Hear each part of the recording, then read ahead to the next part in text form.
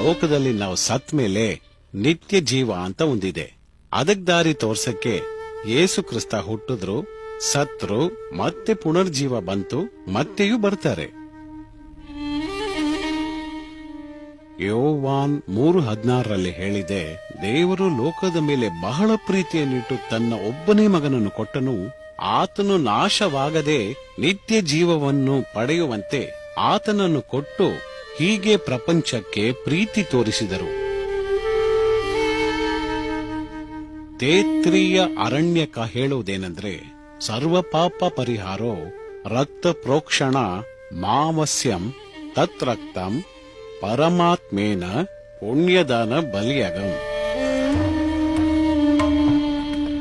ಪಾಪದಿಂದ ಬಿಡುಗಡೆ ಪಡೆಯೋದಕ್ಕೆ ರಕ್ತ ಸುರಿಸಬೇಕು. ಆ ರಕ್ತ ದೇವರಿಂದ ಸುರಿಸಬೇಕು ಅಂತ ಅರ್ಥ. ಪುರುಷೋವಾವ ಯಜ್ಞ, ಅವರೇ ನಿಷ್ಕಲಂಕ ಪುರುಷ, ಗಾಡ್ ವಿತೌಟ್ ಎನಿ ಬ್ಲೆಮಿಶ್. ಸ್ವಾಮಿ, ದೀಕ್ಷಿತರು, ಸನ್ಯಾಸಿ, ಗುರು, ಯಾಕೆ ಅಧ್ಯಾಪಕರು ಅಂತ ಕೂಡ ಹೇಳ್ತೀವಿ. ಗುರು ಅಂದ್ರೆ ಏನ್ ಗೊತ್ತಾ? ಗು ಎಂದ್ರೆ ಇರುಳು, ರು ಎಂದ್ರೆ ನಾಶ ಮಾಡುವವರು, ಇರುಳನ್ನು ಹೋಗಲಾಡಿಸುವವರೇ ಗುರು.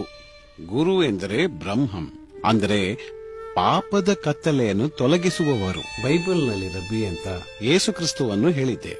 ರಬ್ಬಿ ಅಂದ್ರೆ ಗುರು ಅಥವಾ ಬೋಧಕರು ಅಂತ ಅರ್ಥ.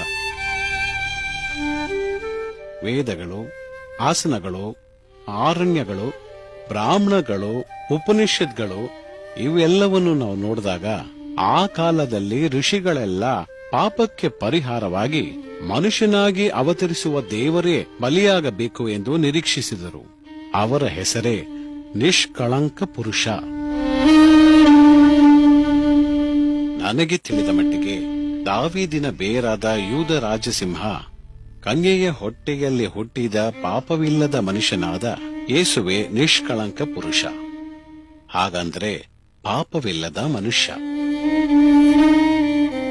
ಅಸತೋಮ ಸದ್ಗಮಯ, ತಮಸೋಮ ಜ್ಯೋತಿರ್ಗಮಯ, ಮೃತ್ಯೋರ್ಮ ಅಮೃತಂಗಮಯ. ಯೇಸು ಹೇಳ್ತಾರೆ, ನಾನೇ ಬೆಳಕಾಗಿರ್ತೀನಿ, ನಾನೇ ದಾರಿಯೂ ಸತ್ಯವೂ ಜೀವವೂ ಆಗಿರ್ತೀನಿ. ನಾನಿಲ್ಲದೆ ಒಬ್ಬನು ದೇವನ ಹತ್ರ ಸೇರಲು ಸಾಧ್ಯವಿಲ್ಲ. ನಾನು ಓದಿ ತಿಳ್ಕೊಂಡಿರೋ ಮಟ್ಟಿಗೆ ನನ್ನ ಪ್ರಕಾರ ನಿನ್ನ ವೇದಗಳೆಲ್ಲ ಪ್ರಶ್ನೆಯನ್ನು ಮಾತ್ರ ಕೇಳಿದೆ, ಆದ್ರೆ ನನ್ನ ವೇದ ಉತ್ತರವನ್ನು ಕೊಟ್ಟಿದೆ.